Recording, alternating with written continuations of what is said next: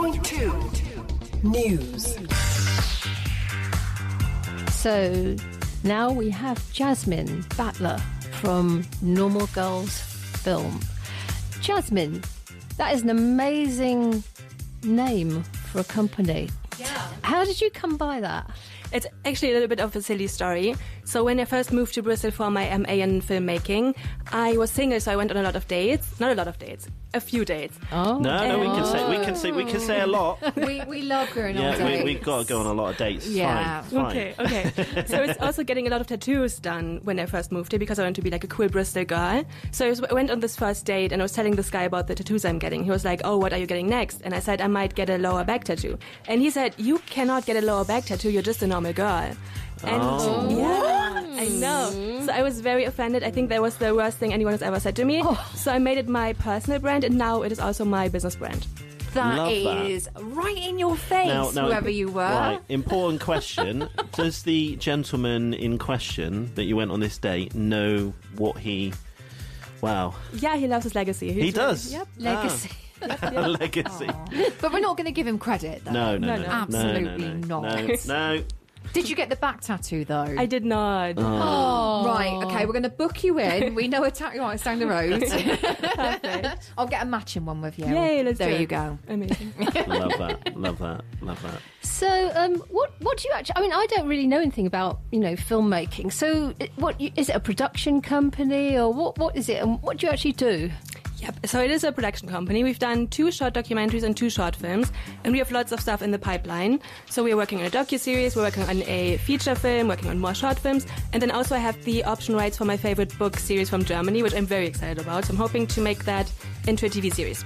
Ooh, do you make music videos by any chance? Not yet, but I'm happy. Do you want one? Do you need one? Okay, let's do it. She needs one. She needs one. Yeah. Oh, nice. What kind of music is it?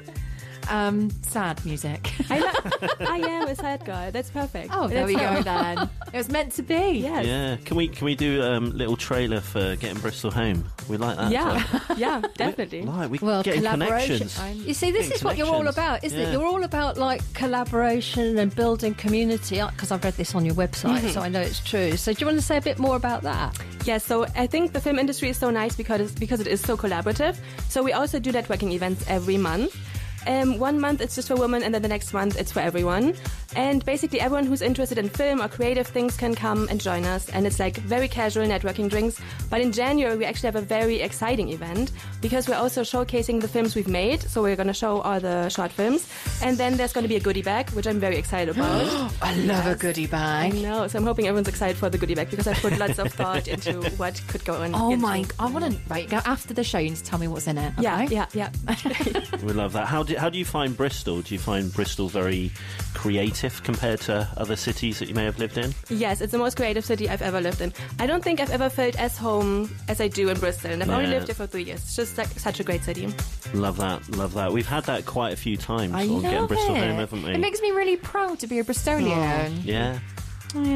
So tell us a bit about the actual films that you've made, a little bit more information just to tempt us. Yes. So we've made a short documentary about a Bristol-based burlesque circus company. They're called Yard Arts, and they're based in Kingswood. And they are very, very cool people, and they're just like so creative and fun. So we made a short documentary because actually it's really hard for those people to get funding. Because I don't know if you've ever applied for funding, but it's very academic, very lengthy. And if you want to be creative, you don't want to spend your time with a spreadsheet. No. Yeah, so we've made a short documentary about their journey, about like how they put on a show, like how much they also struggle, but it's also like the fun is still in there. Like it's a bit sad because they struggle, but also since we've done the documentary, all of their shows have been sold out. So I think that is pretty That's brilliant. That must make you feel so good. Yeah, amazing. That's what Normal Girl Productions is all about. That's having impact, isn't it? There you go. That's amazing. And what about one of your non-documentary films? Do you want to tell us about your favourite one that you've done? Yeah, so last year in August we did a short film in 48 hours, and that is really quick turnaround. I know it was a challenge. It's called 48-hour challenge, I think. They put it on every year, so you have 48 hours for everything, writing the story, filming, editing, sound, everything. I think the editing part would probably take 48 hours by itself. I couldn't cope with that. No. I know. know. It was crazy. How do you even do that? No sleep, lots of coffee. Oh, there you go. But it must be really bonding for the whole people that are working on it. You must like really end up feeling like a complete family. Yeah, it does feel like family. That's why I like the film industry so much. It's like so nice and just wholesome. Yeah. But you need like a week to recover after doing something like that, though. Yeah, I did take like a 12-hour nap. 12-hour nap. I just do that on a normal day. I was going to don't know. say, yeah. So, it seems quite bold for somebody who's not from Bristol to sort of like start up a production company in Bristol. And, you know, everybody says it's like really hard to make something happen because you've got to get all the money, haven't you? You've got to get all the talent together as well as all the creative stuff.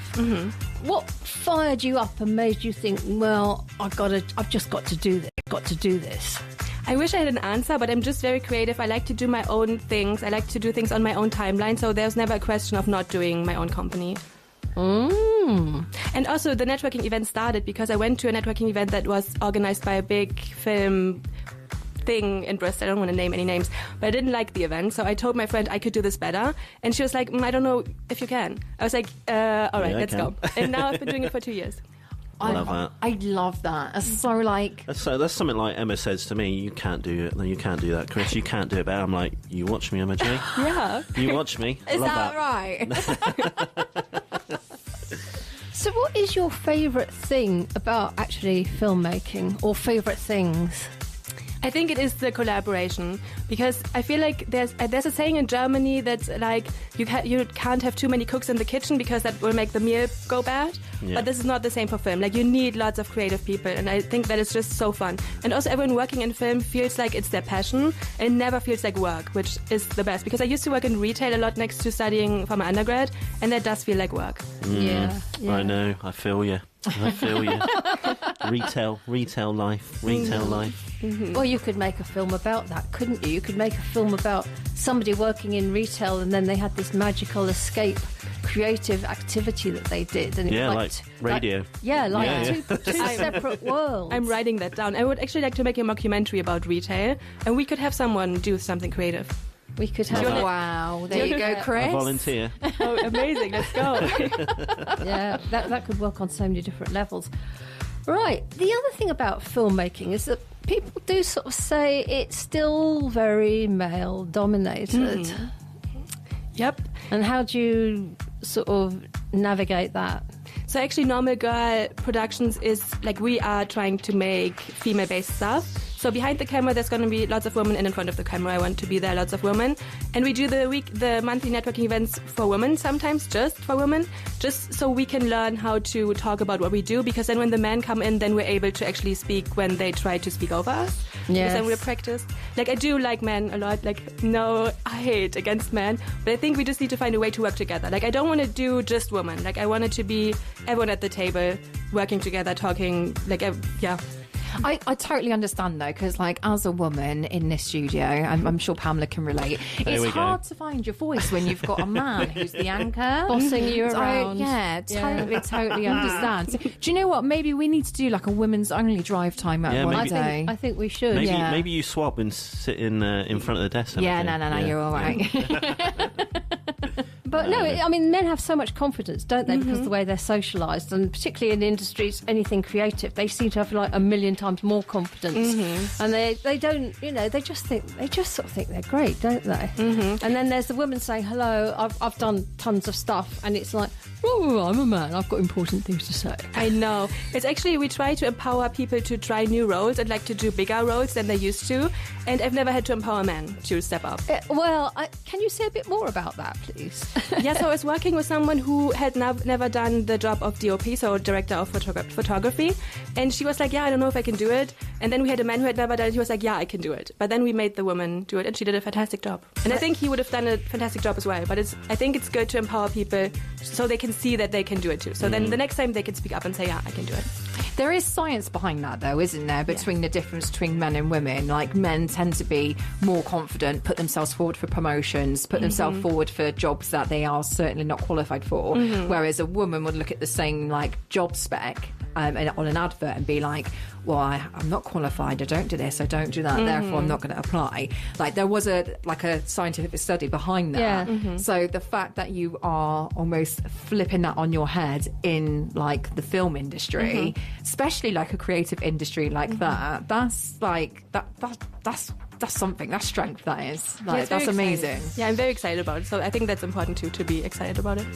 What can we do to make women kind of speak up more, find their voice, and like take the same opportunities that men just naturally do? I think just pushing them to try, like explore what they actually want to do. Like if they are a runner, for example, on set, like ask them what do you want to do, and then find people they can shadow and like they can network with, connecting people.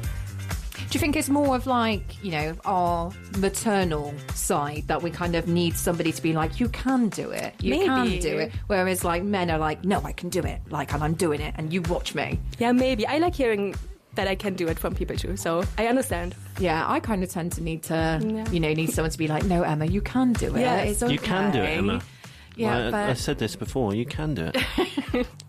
Well, there we have like a beautiful qualified man. Oh, here we go. Empowering women. Qualified. Qualified, yeah. Well, Anyway, moving on. I just have to say this thing about, you know, why don't women have the confidence? I do actually think, call me an outlier, is a little thing called the patriarchy that we all live under, which tells men that from the outset, you're absolutely fantastic, mate, we love you.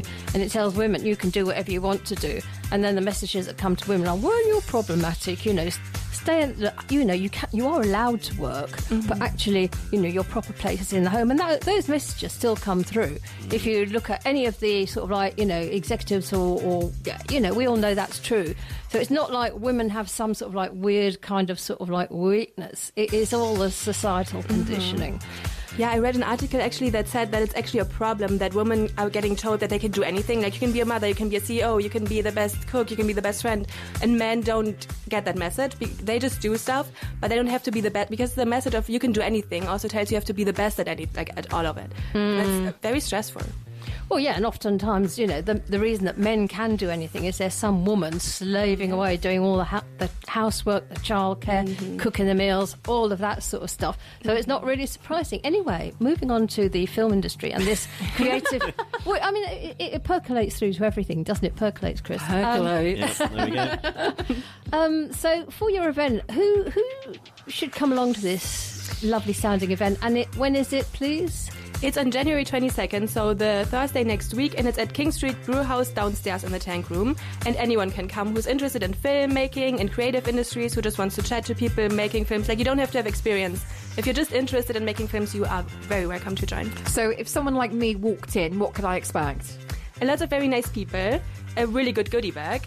Yes, I'm there already. And then also you can see some amazing films that we've made. Oh, sounds delightful. It sounds really, really good. And what time is it? 7 p.m. 7 p.m.